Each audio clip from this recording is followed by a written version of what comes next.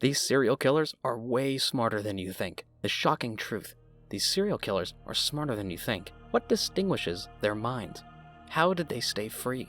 Discover their frightening cat and mouse games. Will you explore their devious minds?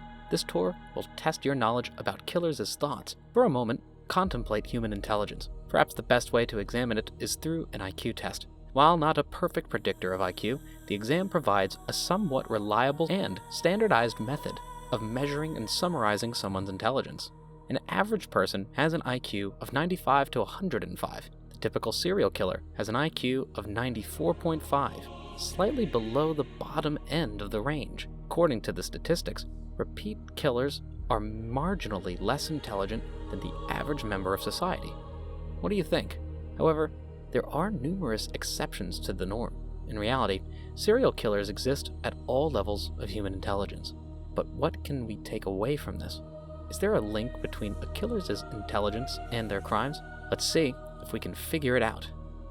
Ted Bundy, an American serial killer, used his IQ of 136 to manipulate and deceive his victims. Bundy, born November 24, 1946, utilized his charisma to deceive people. He planned and committed his horrific actions with intelligence. Intelligence let Bundy blend in and influence others. He targeted pretty young women. He evaded capture by manipulating victims and law enforcement with his intelligence. Bundy's intelligence helped him live a double life as a law-abiding citizen while committing horrible murders. His high IQ, manipulation, and deception made him a terrifying predator who left a legacy of destruction. Brian Dugan. Brian Dugan, a psychotic man with an IQ over 140, was complex. His intelligence and deception made him a fearsome enigma. Dugan exploited vulnerabilities and maintained a normalcy despite his darker tendencies through knowing human psychology. His psychopathic traits include a lack of empathy and disdain for others. Dugan was adept at disarming others with his pleasant facade. He deceived friends and authorities to keep his secret hidden. Brian Dugan's intelligence, sociopathic tendencies, and deception made him dangerous. His ability to manage social interactions and exploit others' vulnerabilities made him a puzzling and formidable individual. Jeffrey Dahmer. A serial killer had an IQ of 144. His brilliance contrasted with his social awkwardness and unsettling lack of empathy. These traits contributed to his downfall. Dahmer attracted susceptible young guys with his warped fantasies. Dahmer's evil went beyond murder. He desecrated victims' bodies with necrophilia. His crimes outraged society and etched criminal history. Jeffrey Dahmer's great intelligence, social issues, and lack of empathy made him terrifying. His angry nature overwhelmed his intelligence. Dahmer's deeds reminded us of our darker selves and our penchant for evil. Edmund Kemper. Edmund Kemper, a mysterious man, was brilliant and disturbed. Paranoid schizophrenia and sociopathy were evident in his 145 IQ. Kemper's traumatic childhood and strained family relationships may have contributed to his disordered mentality. Born in 1948, his terrible deeds made him notorious. Kemper committed murder at 15, killing his abusive mother and her companion.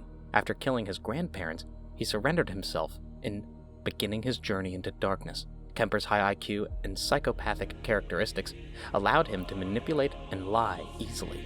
Kemper's inner issues got him arrested and imprisoned despite his intelligence. His tale haunts us with the intricate relationship between brilliance, mental illness, and unspeakable cruelty. Andrew Cunanan. Andrew Cunanan, a 147 IQ individual, was a skilled manipulator. His intellect allowed him to deceive and enchant unsuspecting people. Tragically, Cunanan's genius was eclipsed by his evil side. Cunanan killed world-famous fashion designer Gianni Versace in a horrifying killing spree.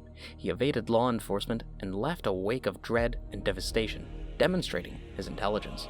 Cunanan's narrative shows the terrifying potential of a highly intelligent person with a nefarious nature.